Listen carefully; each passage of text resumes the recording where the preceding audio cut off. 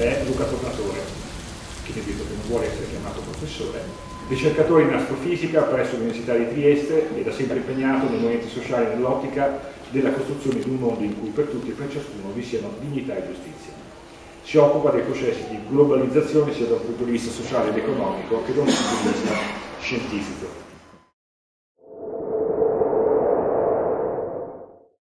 Quando si fanno questi incontri così, non c'è mai un cliché da applicare. Prima di tutto perché la cosa che è più interessante in realtà è l'intelligenza collettiva che viene attivata. Cioè, diciamo che questo è un dialogo, io magari posso avere alcune conoscenze, no, o ragionamenti più strutturati, magari perché sono molti anni che... però io mi accorgo poi che questi stessi ragionamenti in realtà sono frutto o sedimentazione di un'intelligenza collettiva, di uno scambio continuo. Quindi non è che arriva l'esperto, al di là di competenze tecniche necessarie, ad esempio, no? Come le tue, no? Però nel trattare, diciamo, problemi globali come questi, non è che arriva sempre l'esperto che ha la soluzione, tipicamente l'esperto è quello che ha provocato il problema. Mentre invece, quando parlo di intelligenza collettiva, io mi riferisco soprattutto alla reintroduzione di un ragionamento, diciamo così, circolare invece che di un ragionamento lineare. E questo è un po' il nocciolo vero del problema, a cui arrivo alla fine e adesso un po' sketcho, diciamo, faccio un fumetto. Qual è la differenza?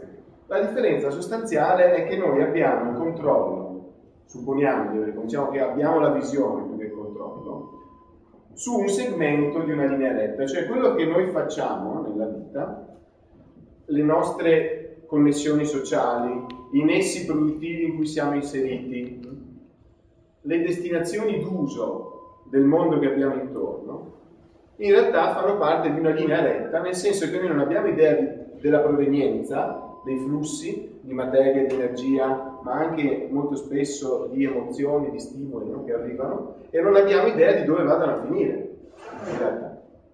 L'esempio proprio più banale che viene in mente a tutti è quello dei rifiuti. Non so, cioè non è normale il concetto di rifiuto. Non è normale che io non ho la minima idea della provenienza di questa materia e questa energia che ho in mano e non ho la minima idea dove in realtà andrà a finire. Questo è un ragionamento lineare che però è frutto di un inganno, in realtà è frutto di una maschera che è stata messa e che a me come cittadino, come parte di una comunità, di una collettività, toglie quella che è chiamata governance, toglie leve di comando, perché io non ho la possibilità di gestire né quello che viene prima né quello che viene dopo, perché non ne ho la conoscenza. Invece la differenza sta in un ragionamento, diciamo così, circolare. Per cui, dicendo a fumetto, se io questo lo butto via, in qualche modo lo butto via nel mio giardino. Posso anche fare questa scelta.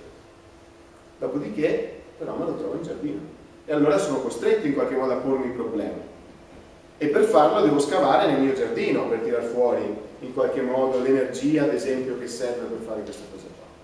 Non è proprio corretto, per darvi l'idea di cosa intendo. Allora, in qualche modo, allora, prendo la responsabilità di avere la cura di tutto il ciclo e anche però ne ho la governance. Per arrivare direttamente a uno dei punti più caldi di questo argomento qua, a chi mi dice ma tu devi spegnere le luci perché non è giusto sprecare, è giustissimo, l'energia non va mai sprecata, né quella delle persone né quella fisica, eccetera. Ma contemporaneamente io posso dire che cosa devo fare? Qual è il punto giusto per spegnere la luce? Cioè, è colpa mia se tu fai quell'energia che a me serve per una cosa che è un minimo standard vitale oggi accettabile, no? Perché siamo realisti, insomma, noi possiamo tornare via nelle caverne, vediamo se è necessario o meno prima. No? Però è colpa mia se tu la fai in un modo che distrugge il mondo, quando io non ho la possibilità di incidere nel modo in cui tu la fai? È colpa mia? Cosa devo fare? Devo assumere, mentre tu fai questo, facendoci sopra dell'accumulazione, io devo pure addossarmi la responsabilità di stare a luce spenta. No? È interessante questa cosa. Allora, con questo io intendo la circolarità. E dici no, invece io voglio la responsabilità ma anche la governance di quello che succede collettivamente. E questo in generale riguarda anche la gestione del territorio, no? Con competenze, ma anche con un'intelligenza diffusa. Allora, perché tutto questo discorso, eccetera? Perché una delle cose che è venuta fuori prima, proprio dicevi tu, molto giusta, tu hai posto il dubbio sul naturale, dici, ma cioè, le precipitazioni, che cos'è naturale oggi, no? Che cos'è? Ora, uno dei problemi è proprio questo, sull'atteggiamento verso il naturale, tra il naturale e l'artificiale, no? Cioè, qual è la differenza, qual è la relazione, eccetera. E soprattutto sulla favola, sulla narrazione del controllo del naturale.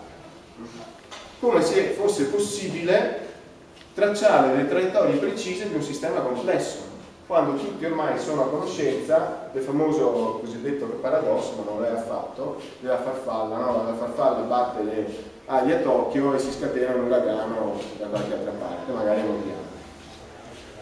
Ora, i sistemi complessi, per definizione, non è che sono il caos, non è che ognuno fa un po' quel cavolo che gli pare, no? No, sono dei sistemi che hanno delle regole fisiche, delle leggi fisiche, eccetera, eccetera, ma che sono talmente complessi che significa che una variazione minima delle condizioni iniziali determina una divaricazione enorme delle condizioni finali. Per chiarirvi, se voi avete una pallina e la tirate, finisce là. Se la tirate un pelo più in qua, finirà un pelo più in là, magari 1 metro, però proporzionale al vostro spostamento iniziale.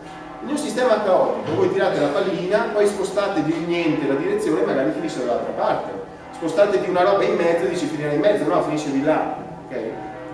Questa è la natura dei sistemi complessi. La Terra è un sistema vagamente complesso, d'accordo? Per cui i sistemi di azione e retroazione, le conseguenze a lungo, medio e anche corto termine degli impatti non sono predicibili. Chi dice che sono predicibili e che è possibile avere il controllo dice un'enorme cazzata. Ma io parlo come fisico, come formazione, quindi sicuramente non sono antiscientista, diciamo così. Sei anche schizofrenico, non lo faccio una volta. Però, voglio dire, uno si guarda intorno, banalmente, e vede che c'è cambiamenti climatici che li senti sulla Terra, collasso dei sistemi metropolitani ovunque. Non puoi berti un bicchiere d'acqua in montagna perché forse crepi se non si fa prima l'analisi. Vai a vedere nel terreno cosa c'è, il minimo che trovi è la diossina. No? E dici, ma l'hai scelta questa roba qua? L'hai scelta, dai controllo, l'hai scelta o è un side effect che non avevi la minima idea o forse di cui non ti sei curato? E se non te ne sei curato, per quali motivi? Quando ad esempio adesso c'è tutta la faccenda dei ricercatori, no? La protesta ferma all'università, per avere i soldi di stipendio personale, no, quello non ce n'è. No? Ma perché il concetto è molto semplice. Per uscire da un problema non puoi rivolgerti allo stesso ragionamento che ha creato il problema. Devi essere eretico. Quindi la ricerca, in qualche misura, è vero che è collegata al progresso, però giustamente da Blatter bisogna alzarsi e dire che cos'è il progresso, perché le cose che ho elencato non è la scienza, chi le ha fatte? Da dove vengono fuori? Poi cosa c'entra questo con i cambiamenti climatici?